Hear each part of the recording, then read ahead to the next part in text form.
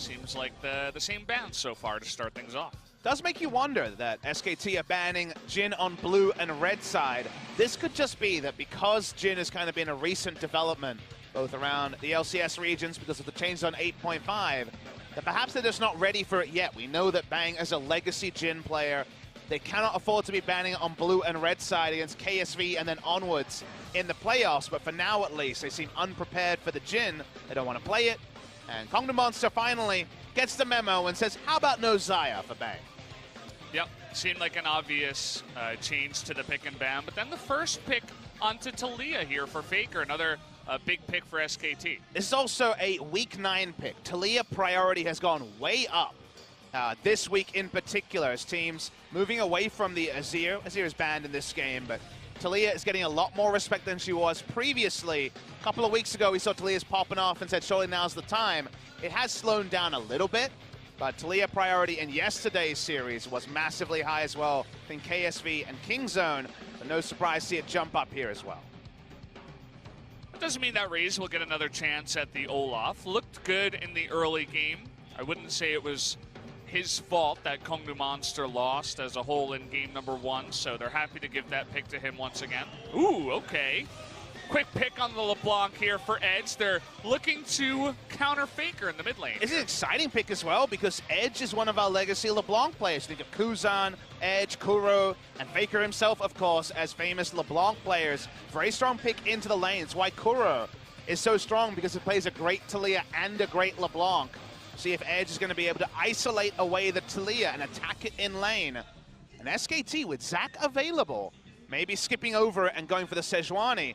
They seem to be more about building confidence for Blank on other champions than just sticking with the trusty Zac that they know Blank can play. She wants SKT to get into 4th place. Big fan of Faker there as well. Was surprised that they let also the Varus go through. They just let Bang just pick up that huge 80 carry pick. They want to put Soul onto the Ezreal once again here. Now, Olaf is seen as a pseudo counter to the Varus in terms of team composition. Doesn't take away the very reliable, very strong laning phase from the Varus. But you run at Varus, you try to trivialize him in a fight, and if Olaf can just remove the threat that is Varus in a team fight, he's doing his job. So that's probably one of the reasons they're considering it. They do pair it with an Ezreal, though, so they are trying to once again play through a very early power spike. Ezreal probably going to be Trinity Force Rush 2 games in a row, you'd imagine, as that was what Soul did in the previous game. They were unable to wield that one with power, and kind of believe it when we see it phase when it comes to Kongdoo Monster being able to play around a 2-item power spike. But so far, the draft does make sense from Kongdoo, and it's going to be fun to see the LeBlanc try to isolate things against the Taliyah. Certainly will be. We'll see if Blank can help out in the mid lane, certainly on the Sejuani. That will be one of his jobs here. They're going to take away the Braum from Effort and the Vladimir from Tal. A bit scared of those picks after game number 1. Some solid bans there. Kongdoo Monster's in a really awkward spot because usually you would want to counterpick support with the Ezreal to make sure that Ezreal has good lane presence against the Varus. If they do that, then you say, okay, yeah, no problem. So we can get a tank for Roach, that'll be fine. Then we will see Trundle come through from Tal, and that's where things go downhill. So how will they actually react here with top lane and support being the roles they need to consider? I think Roach getting safety is probably what you want, and that's why they have to go for the support here. They have to stick with the Ezreal Alistar again because they need to ensure that there's not a free Trundle lane available to Tal. So they just give the Alistar over to Secret once again. He's currently 4-3 on the pick. If he loses tonight, again, that means he will go 4-4 and will not have a winning pick, unfortunately. SKT hovering the Camille here. We'll see. They actually do change it here to Tom Kench. That will be locked in, and once again thinking about that Camille as a blind pick into the top lane. Very, very safe into the champion pool coming through from Roach. You're not really concerned about any picks. He will lane into it. Showing the Poppy, which works in the Camille matchup, of course. Tal has already played that this season and looked good on it. They will just go for the Camille. Bit of reliable engage and a great split pusher.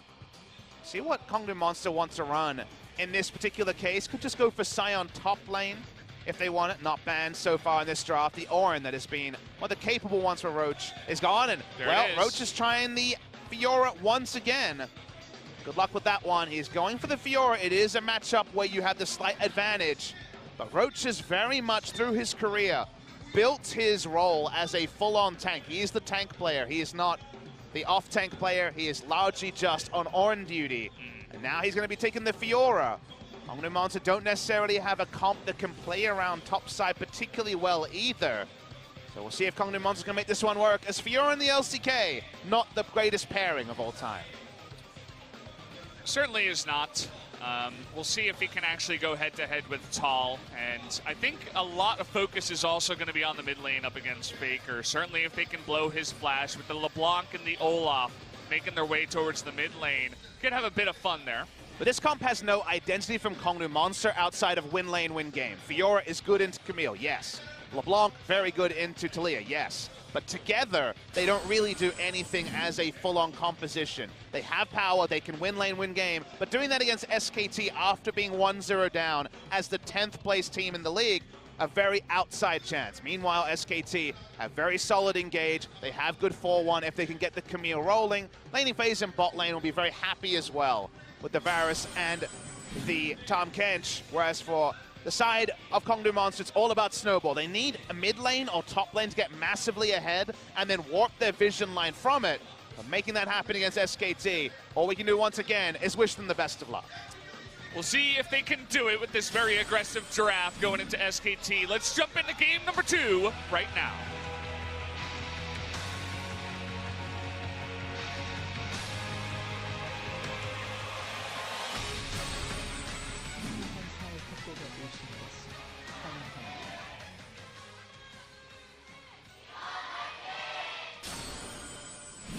Go match 89, and SKT one game win away from making it into the playoffs, into 4th place to face KSV in the first leg of the gauntlet, that wild card match, that first best of 3.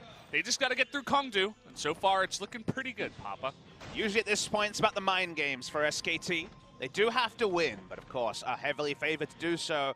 So the secondary objective is show some stuff and put some question marks into the heads of KSV, as that will be their opponent. If SKT win, no way for Rocks Tigers to make top 5. They will end 6th, which in the LCK does not represent playoffs. So Tal this season is 0-1 on the Camille. So showing the Camille in the blind pick role is something SKT is going to try to make work. And if he has a big performance, that's a potential ban for KSV to worry about. Cuve, one of our better Camille players.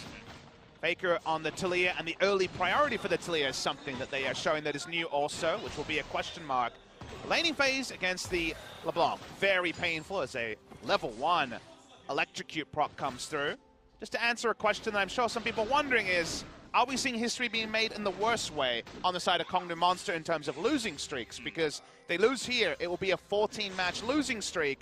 The answer is no. Sonic Boom in Champions Summer 2015 went on a 16-match losing streak before beating Jin Air 2-1 in their 17th match. So it is not historic level for Kongdoo Monster. The double awkward thing for Spenno is they were actually the title sponsor of the league in the same season as well.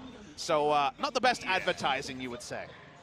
Well, BBQ, one of the sponsors here, not the title sponsor, but one of the sponsors of this LCK, and at least they did not get into 10th place this time around, so they got that going for them. Blank on the Sejuani here. You mentioned that. He's not going to be on the Zac this time around, but another tank jungler that's quite high up in the tier list. Another moment for him to prove to everybody that he's turned the new leaf and he's on the path to greatness once again. And he gets stage experience on the Sejuani into Olaf, a matchup that could very much happen against Haru against KSV. Sejuani is seen as the best tank to lane into the Olaf because she can queue over the wall and disengage his axe trades. So finding a good performance on the Sejuani that he's actually looked pretty damn poor on this season is important for Blank. It is his 6th game on Sejuani, currently 2-3. So playing themselves into confidence, showing new picks. That's what's all about for SKT. As already, their fans and also the players are saying, once we hit the gauntlet, we have already made it from the first match of the gauntlet to the final as recently as last season. Why not again this year? It's definitely spending your money before you've earned it. But for SKT, with their history, they're definitely going to continue to shoot for the top. Yeah. to see more advantageous trades here for Edge in the mid lane. We should expect that to continue. And yeah, it certainly seems like SKT has finally landed on 5 players that will bring them success. A lot of people were saying it's not going to be blank. After the beginning of the season, Blossom looked good, was very refreshing. The aggressive play, the solo queue-esque style was good to, you know, hearten the SKT fans and bring them up once again. But after a couple of big mistakes, they decided the veteran of blank should come back, and so far he's proven that he deserves to be here once again. Effort also replacing Wolf down on the bottom side, as well as Tal up in the top side over Untara. I think a lot of fans won't know this, or have not noticed this at the start of the season, but Plan A for SKT was actually Bang and Effort. It wasn't Bang and Wolf. They did not intend for Wolf to be the starting support. From the start of the season, every game in their opening struggles, it was Effort at support. Back at the Kesper Cup, they were starting Effort in support. Wolf started in the jungle before he started in the support role. They seem to need him for shot calling, but now they've worked through the kinks of having Effort in the lineup, and Effort is back. So this is SKT actually being able to do what they intended to at the start of the season. The idea of Goma finally comes back, and we all begin to understand. We'll see if it actually works for them. I can certainly see, I mean, it's only one best-of-3 in the wildcard matchup against KSV, who is a great team. They came really close to defeating Kingzone in a best-of-3, so certainly they could do it up against SKT. It's not going to be an easy match for either team in that wildcard. A hype one, though. Only a best-of-3, as it's technically not part of the playoffs, kind of in a weird gray area where it is regarded as a playoff match, but it's not a best-of-5. We do not have the best-of-3 opening playoff game and the blind pick final game in the 5-match series anymore. That one was taken away, along with the memes, by Riot Games, but dreams are still there that will have a very fun goal, and we have so many strong teams that there's a lot to look forward to when it kicks off on Saturday.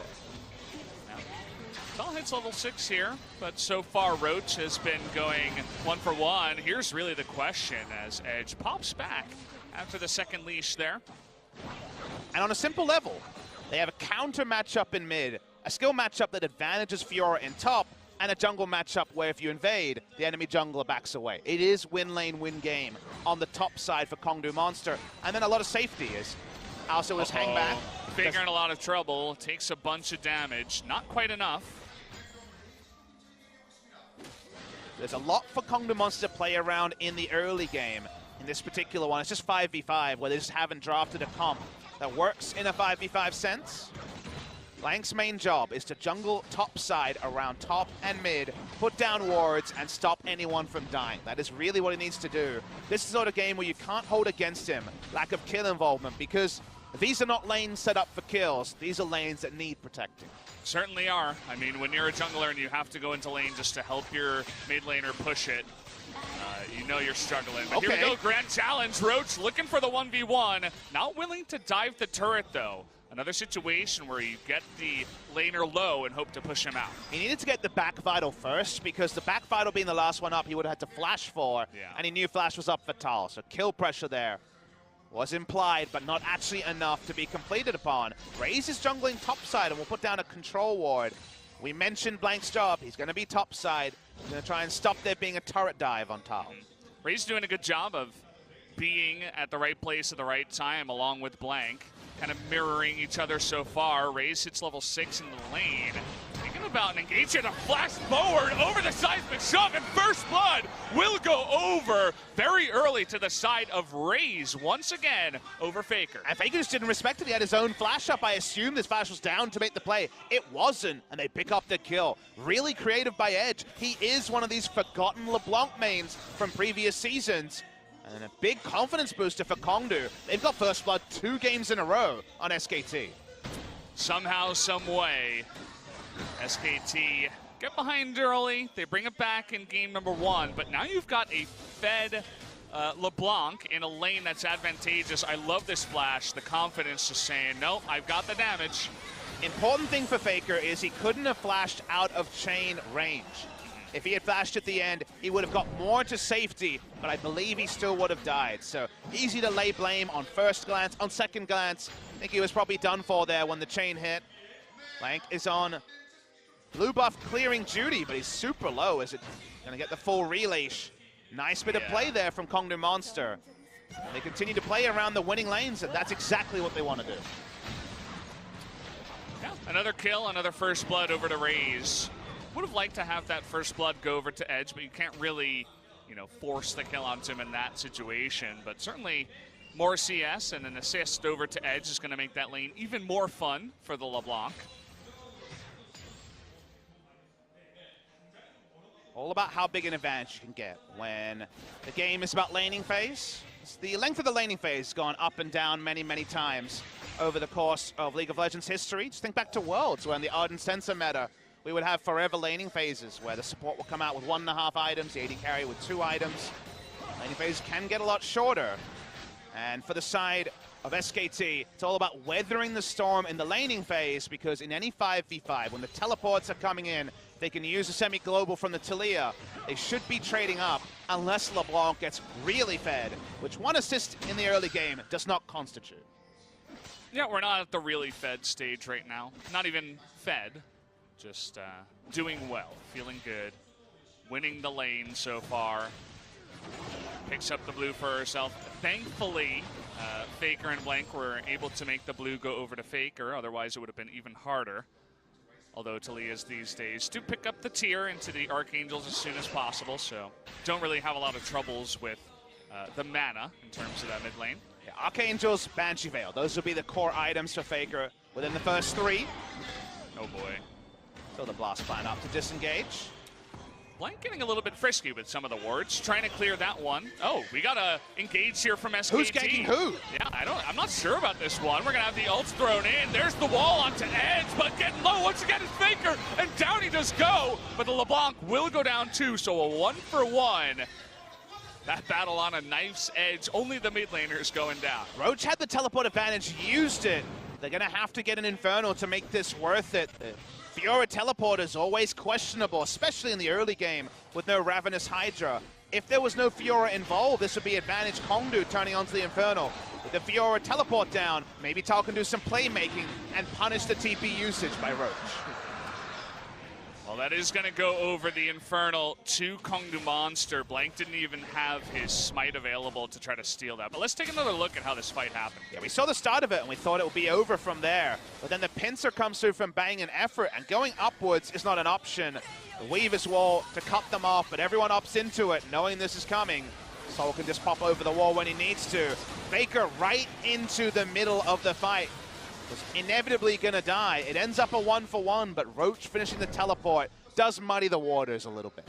Yeah, it's an awkward situation for a Taliyah. You might look at that, more damage in the mid lane as we expect. You might look at that and say, yeah, Faker, he just ran right into it, right? But if he stops early and goes into the Dragon Pit, he's not in range to get enough damage to kill Edge. So a very interesting fight at the end of it all. Would have been cool to see if maybe he goes into the Dragon Pit and still is able to do the damage, but I don't think so. Fortunately, he was running straight first into an Alistar, so not the most fun of times for a Taliyah. Always a weird time when Faker is having some struggles in lane and then is making some plays that on the one hand you can understand, on the other hand you'll question, so has been a bit indifferent from him in this game. Was much more on point in game 1, but plenty of games still to be played 12 minutes into the piece. Remember, we have to keep returning to the fact that Kongdoo are all about the laning phase. The post-laning phase, unless they get massively ahead on the LeBlanc or the Fiora, is going to be very tricky, because if SKT ever control the map and can force Fiora and LeBlanc to group, they're going to be really happy. Certainly they will be. We saw Effort making his way towards mid lane, but that's all warded up. They see him coming in, and actually, they want to engage onto him with that vision. They're going deep again. Effort is getting low, but so much blown. Here's the Olaf versus Varus you were talking about going well. They zone out Bang, and now Effort's going to be low. Down he does go. Bang returning to the fight. TP. Not enough damage. The TP coming in. They only get Secret on the back of it here. The chain's going to land onto Tal, keeping him out of the fight. The flash in from Faker. He wants to get the kill on Olaf, but in the end, will only get the flash, and there it is. Roach now pushing the top side, a 1-for-1 at the end of it all. It ends up being a 1-for-1, just like we saw previously, but the SKT will want a secondary objective, just like we saw Kongdoo Monster able to pick up. very nice disengaged chain from Edge spared the blushes of his team because Camille was set up. Get a double kill on the back of that. A lot of damage onto the turret by the Fiora, but not a turret destruction.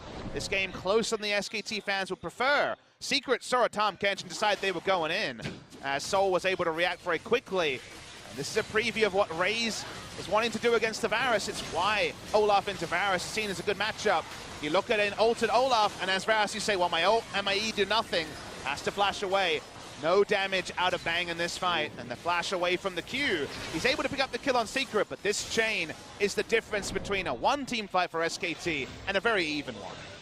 At the end of it all, so many flashes burn. Secret, Soul, Edge, and Raze all having to flash to get out of that one.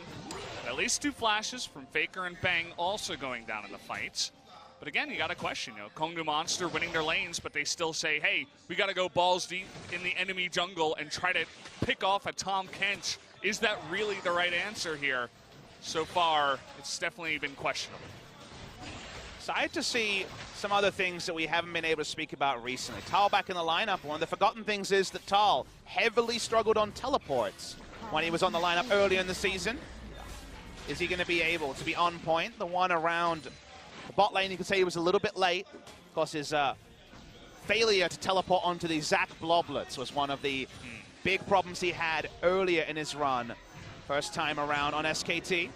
So something to remember is in best of 5, if he's going to be starting all 5 games, he will have his shoe on both feet, both on the defensive and the aggressive side of the lane. And his TP play is something that he's needed to level up in the offseason. Raze going in once again. Blank is very tanky, but you got a LeBlanc on you right now. Trying to help out here is Faker, but there's Edge. Gonna pick up the kill. Tom Kench coming in, and oh, the play. The Chains of Corruption is gonna catch him on the backside of that. Able to trade the kill onto Edge is SKT. And Kongdoo Monster will eventually be able to disengage. Just a 1-for-1, and I think 1-for-1 does help both teams situationally. They're turning on to Bang. There's no summoners. Yeah, he doesn't have anything. No way to get out. They hand the kill over to Soul. Questionable about how he got into that position, but Kongdoo Monster are going to be happy about that kill. I don't understand why he'd be going the aggressive way back to lane when Tom Kench wasn't with him. It seems like a communication problem from the side of SKT, not knowing or respecting where Kongdoo Monster was at. Trying to rush down a turret. They're investing in teleport. They really want this. Kongdoo Monster just non-stop aggression going on in here. The TP comes in from Edge, and they wanted more onto Tal, who's forced to flash away. Trying to hold the turret 2v3, and then the TP coming in. SKT trying to hold on. It's not working. Everywhere Edge goes, he's been able to impress with his chain accuracy. So little LeBlanc this season, but the little bits we've seen, including Kuro's great performance, have reminded us of the power of the pick. Kongdoo Monster have a big gold lead, and win lane, win game was their only win condition. We're going to watch the replay. Blank walks up to Olaf. It's the reality of being a Sejuani, and with the LeBlanc being in a great position of power, it ends up being a trade kill as Edge goes down, but the kill's picked up by Effort awkwardly. They just wanted to secure it as fast as possible. We need to watch the minimap and understand how this part happened. They knew 3 members were there. Bang walked up anyway, and he was just saying, am I safe, am I safe? The answer was no. Raze could come back with the water walking, and Soul is on Ezreal. That was definitely a decision-making mistake, and that was the plague of Bang in summer of last year. He was safe when he was first moving to the brush, but once he stutter-stepped twice, that's when he was not safe. And it's hard to make the decision. As you mentioned, I think you just have to take the safe play and go the other way around because that turret's already in doom. And the problem is he didn't make a decision. He was indecisive, and you need to commit one way or the other. We saw that he committed in the wrong way. Ravenous Hydra and the Phage, so definitely can solo down the Rift Herald. Can Fiora. I imagine SKT will intuit this because the Fiora's not pushing the lane on the top side. Raze getting pretty low here. We got 5 members of SKT seeing an opportunity. Looking to turn it around. Here's Secret from behind. They're immediately going for Faker, but nice effort there. Gonna eat him up, but effort is gonna go down in the end. Roach now getting low. Nice riposte, but not enough health to survive. Only a 1-for-1. SKT, though they do take out the mid lane turret, gonna feel good about that play. The flanking Fiora is far from the deadliest. Dies pretty much for free. Could have just stayed onto the Rift Herald and picked that one up, you'd imagine. Kongdoo Monster going to try and turn this into an Infernal. Camille's teleport is up, but doesn't have the Hextech ultimatum. A second Infernal. The play around the Fiora and the LeBlanc is pretty happy times for the side of Kongdoo Monster. SKT wanted to weather the storm. Instead, they've kind of opted into the storm with 11 kills in 18 minutes, making this game pretty bloody by LCK standards. And while the win condition be extinguished if we had an even game at 20 minutes, we don't, and that means that Kongdoo Monster still have a chance. You got 4-2 LeBlanc, 2-0-3 Ezreal, looking pretty good. Gonna take another look at the trade. Fantastic Devour here from Effort. As Faker looked doomed, he was gonna be bopped straight into Edge, but Effort good positioning. Will be always willing to trade his life in a trade. And of course, Roach, no way to get out of the Hextech ultimatum is the trade in the end. Look, if you can instantly hit a fight with your headbutt Pulverize, definitely go for the flank. When you're Fiora and you are very much not set up for hitting a fight, then maybe be a bit more defensive. Just kill the Rift Herald. That would have been a bigger win for the side of Kongdoo. A lot of one-for-ones this game, which, as I was kind of alluding to, kind of weird to quantify.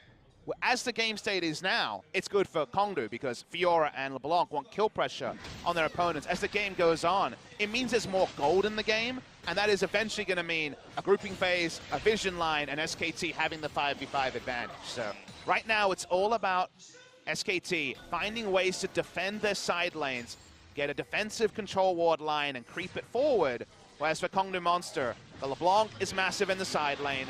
The Fiora is pretty close to 2 items herself.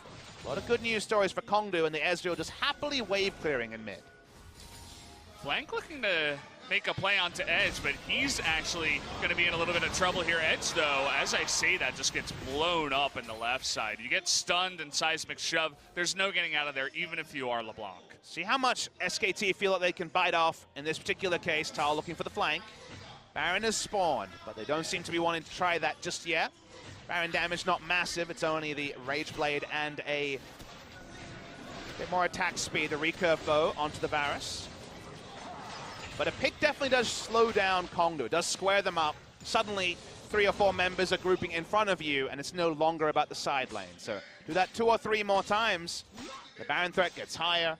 The gold continues to roll for SKT. There is light at the end of the tunnel for SKT, but there wasn't a bend on the GPS navigation. They see the bend now, and that's something they have to circumvent to get to the light. Still liking Kongdoo's position here. The 2 Infernal Drakes are going to be so good, especially as we move on. The LeBlanc, Fiora, Ezreal, always going to have fun with those Drakes. And a third one on the way is going to be even nicer for them. If they can pick it up, though, we'll see. SKT definitely going to try to punish them at that objective. We'll see what they can do. They also have a decent amount of Baron taken potential with the Talia in the mix with the Varus. Edge's CS values are pretty low for competitive CS for a mid laner. He is able to pit the side lanes very well, as with Gunblade, you stain off the wave when you go for your W into Q clear. But has been focused on the skirmishing and the fighting, which is what his team has needed. Does put him in kind of recovery mode now, where he kind of wants to side lane for a little bit. His second item will be a Banshee Veil to answer what Talia has.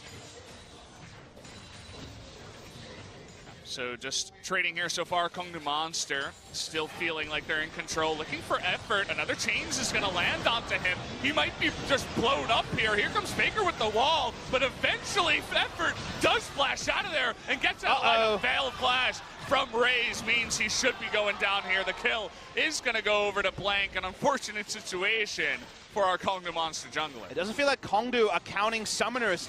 Effort had both summoners available, and yet they still look for a pick on him rather than just having LeBlanc in the top lane pushing out the wave, as Fiora was already getting great pressure in bot lane. They're making these desperation plays. They're looking for see hero, kill hero when they don't need to. And now SKT put the double control ward onto Baron. That one's a mistake. They're actually almost on the same pixel. They're very much about looking for the Baron bait. That's the sort of thing that will draw up the Fiora and paper over the side lane weaknesses that SKT have had in game number 2. Kongdoo Monster, you find themselves in leads sometimes in the games, but they manage to throw everything they've gotten to trying to kill one big catfish. And so far, it's not really working out for them. They actually didn't have full information on Effort because the control ward was sticking from SKT. But Edge pops over. They desperately want this kill. Aren't able to get it. No Ignite riding onto the catfish. Raze fails to flash. He dies. again, this play is much cleaner if Edge is on the side lane, if they're pushing up, they're trying to make SKT accountable. And usually where you see that sort of play is around the enemy blue buff. You put down wards there, you're able to cut from mid lane to top lane. As the enemy team starts to get a bit worried, like, oh no, they have vision of our blue. Are they going to start Baron soon? We can't allow this vision to be down. That's when Edge pops over the wall and looks for a chain play. But they didn't have full information. They didn't have an idea of the summoner spell timings, and they get justly punished. Kongdoo Monster. Well, they've got to calm down here a little bit. I know they're trying to make plays, but time after time, they just go a little bit too far to kill effort. I don't know what he did to Kongdoo Monster, but certainly tonight seems like they've got something out for him, whether it's Braum or Tahm Kench. And I mentioned that third Infernal Drake coming up real soon here, 10 seconds. So far, it looks like SKT have control of the river. More Kongdoo members down there for now. SKT going to be pushing in the mid lane, trying to prepare for this. Do remember that before the play in mid happened, Fiora was at the enemy inner turret, and they had entire control of the bottom side of the map. One of the things Kongdoo Monster gave up from looking for that kill onto effort was this control around the river for the third Infernal Drake spawn of the game. Flea's been able to push in the wave as well, so they don't have the minions working for them in area where they should, and now they're just making it about a team fight by walking into the Infernal. Faker's in a lot of trouble here. He's got a Fiora on his ass. We got 2 TPs coming in, but finally, Effort gonna come in, and a TP from Tall too. This is gonna give that Drake advantage over to Kongdoo Monster, trying to burn it down here, flank. Wanna be the spoiler. The wall's gonna come in, trying to zone him out, but actually zones himself and bang out, and now Tall getting low in the backline. It's a 5-on-3, and Kongdoo Monster are gonna win it extremely heavily on the back here. 2 kills to Kongdoo Monster, and that should be the Infernal Drake as well. You think Faker, with all his polybridge experience, would get the wall right, but he doesn't. He cuts off his team with that particular wall. It's a pretty heavy cost, and they're running straight to Baron. That one cuts deep, the deepest. And I mean, that's 2 members out of the fight, and Kongdoo Monster like, okay, we'll take the 5v3. Super easy for us. Should mean the Baron here, as still Blank and Effort are down for a good 10 seconds more. No real way for SKT to come in and steal this one. They'd just be feeding kills. Secret. Yeah, looks like Faker wants to make up for it, and this might just be a mistake. He's got his Banshee Veil, but no way to get out of this one as well. Getting super low, the chain's gonna land. You can feel the frustration out of Faker trying to go 1v5, but he feeds another kill, and Kongdoo Monster now looking to make this series extremely interesting. Oh, so frustrating to see, as you can know what Faker was thinking, but the moment he pulled the trigger, you're much more committal on the Weaver's wall, and it has that big impact on your teammates. We remember Jinair playing Sion and Talia, and the Talia wall actually interrupting the Sion ultimate. We watched the replay as Roach rushes onto Faker, forces everyone to move out of position. That's the first variable. Suddenly, the jungler and the support are out of position. We fast forward a little bit. The big problem here is that Kongdoo Monster in 4-man formation, Edge chases on to bang, Faker goes to back him up, but then Kongdoo Monster make the right call. They're like, wait, it's 5v3. They rush on to closest target. So while Faker had the idea of peeling for his AD carry, he wasn't really in the position to set that up, and whether you want to fully put everything onto Faker for the wall or for Bang be on the top side of the fight when his support had gone bot side, SKT didn't put everything together, and even with the 5v5 advantage in composition, they are found wanting.